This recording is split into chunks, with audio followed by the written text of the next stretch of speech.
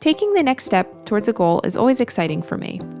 It reminds me to enjoy my present circumstances within this journey that I am on.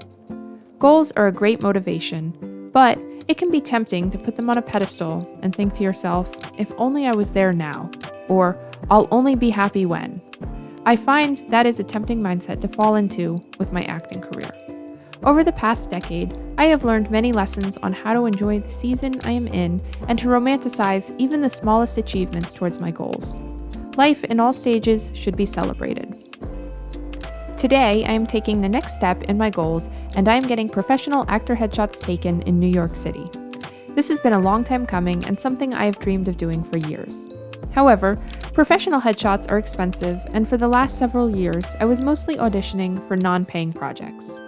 While professional headshots are essential to be taken seriously at auditions, I have found there's a little more leeway in community theater and smaller film projects. I knew I would get them eventually, but realistically, that's where I was financially, and the money I was investing into my career was usually spent on classes to improve my craft. However, this past year, after a few paid acting opportunities, I felt it was finally time to invest in professional headshots. My shoot wasn't until the early afternoon, so I had plenty of time to do my hair and makeup and make a cup of tea. I packed a suitcase with all the different clothes I would need, and an extra bag with a steamer and every hairbrush I own. After I curled my hair, I put it in a snood to avoid it frizzing. I looked like I was about to serve lunch, but it did a good job of keeping my hair tidy. When thinking about headshots, there is a lot to keep in mind. How many looks you want, your casting type, and of course, which photographer you choose. I was recommended mine by a friend who had a wonderful experience. With the photography package I chose, I would be receiving multiple different looks with a solid 2 hours of shoot time. The studio was located in Midtown, so it was easy to get to. NJ Transit is undergoing some renovations, so it was back to the bus for me. I used to take the bus before I lived in a town with a train. I definitely prefer trains, but I am grateful that the bus schedules have been timely, and everything has been running fairly smoothly considering the interruption to regular commutes. Before the shoot, I had had a couple meetings with my photographer over Zoom to go over my casting type and the wardrobe to match. With auditions, you kind of have to play to how casting sees you. This doesn't mean you don't get to dress how you want to, or go out for certain roles, but it's being realistic and learning how to lean into your strengths.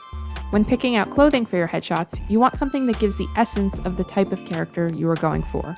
For example, a type of character I could easily play would be a Victorian governess or headmistress. For my outfit, I chose a lace mock-neck top and I pinned up my hair. I wasn't trying to look like I was in costume, but I wanted it to be easy to imagine me as a Victorian woman up to her neck in lace and proper etiquette. I could probably use this headshot for a dramatic, operatic role as well. The shoot was super fun and very efficient. Since we had spent some time going over what looks I was going for prior to the shoot, we were able to spend ample time on each look. I changed hair and makeup with each outfit, and we played around with different expressions and angles. Nick Coleman is very talented, and I highly recommend him as a photographer.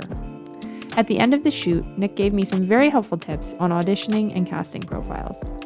Once you have your headshots, it's a good idea to put them on your website if you have one, and any casting websites that you might be a part of, like Actors Access or Backstage.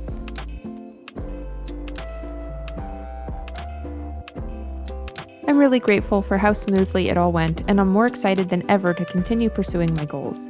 Sometimes it's frustrating not knowing if and when the next role is coming, but making a plan and taking the next steps in order to move closer to my goals really motivates and excites me to stay consistent and keep going.